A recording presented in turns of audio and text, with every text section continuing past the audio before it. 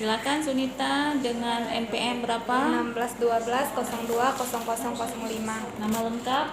Sunita Temasmi. Oke, silakan. Pertanyaan pertama, bagaimana model pengasuhan anak di masa pandemi? Ini sama soalnya sama Sigil ya.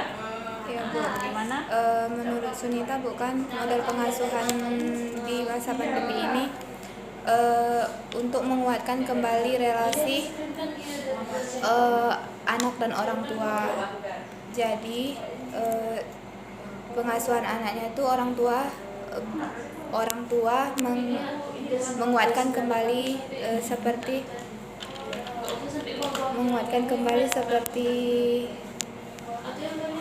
ya bentar ini Seperti apa?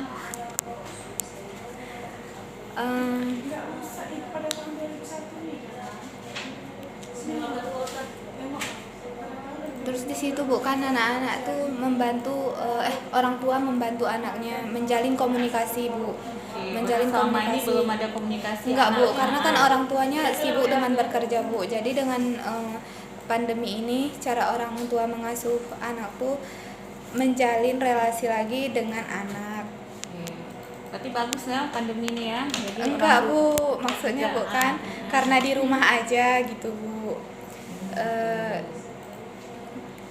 Karena di rumah aja, jadi orang tua membantu anak, abis itu membagi antara, karena kan pandemi ini semuanya di rumah Bu, belajar di rumah, bekerja di rumah. Selain itu orang tua harus membagi waktunya antara anak dan bekerja dan membereskan rumah dan lain-lain seperti itu Bu.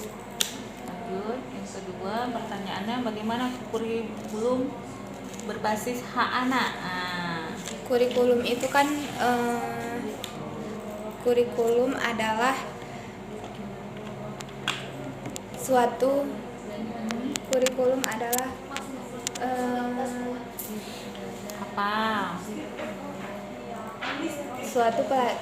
kurikulum yang dibuat oleh pelajaran yang dibuat oleh lembaga Bu. Jadi berisikan mata pelajaran ya kan? Iya Bu. Oke, terus Jadi kurikulum berbasis hak anak itu bagaimana? Jadi kurikulum berbasis hak anak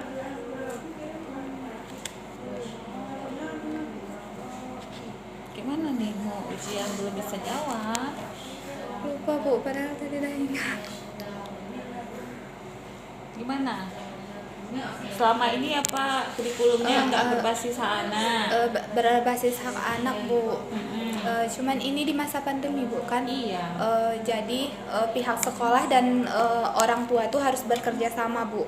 Karena kan di rumah aja. Jadi anak bosan selalu belajar dengan orang tuanya. Jadi pihak sekolah dan orang tua bekerja sama untuk membuka misalnya kelas online Bu. Jadi kan kalau anak TK tuh ribet kalau banyak-banyak Bu. Jadi kita buat misalnya kayak satu guru tuh 4 atau 5 siswa. Waktunya nggak usah panjang, sekitar 10 menit. Di situ anak-anak bisa misalnya kayak berkomunikasi walaupun tidak bertemu dengan secara langsung melalui misalnya kayak Google Room kayak gitu Bu kan. Kan di situ anak-anak udah jumpa dengan kawannya kayak gitu Bu. Oke, berarti itu ya hak anak ya. Apa anak mau boleh ya? Nggak boleh dilarang-larang berarti kan? Betul? Kan berbasis hak anak. Iya Bu. Kemudian bagaimana perkembangan anak di masa pandemi ini? Perkembangan anak di masa pandemi ini tergantung orang tuanya Bu. Karena kan di rumah, semuanya di rumah, belajar di rumah. Jadi kalau orang tuanya peduli terhadap anaknya, orang tua berkomunikasi atau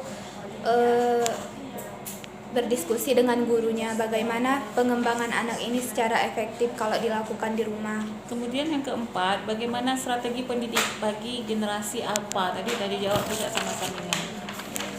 Apa itu generasi alfa? Generasi alfa itu lahir akhir 2010 hingga 2025, yang dimana generasi alfa itu sudah mengenal teknologi sebelum dia, maksudnya dari dia kecil kayak gitu Bu. Kalau orang tuanya tidak mengawasinya, bisa-bisa kecanduan dengan teknologi. Oke, coba sebutkan 6 aspek perkembangan anak usia dini. Aspek moral dan agama dan moral, fisik motorik, kognitif, bahasa, sosial emosional, seni. Oke, itu 6 ya, berarti udah bisa ya. Tinggal baca Quran sama tulis surah Al-Fatihah tanpa melihat teks. Oke ya.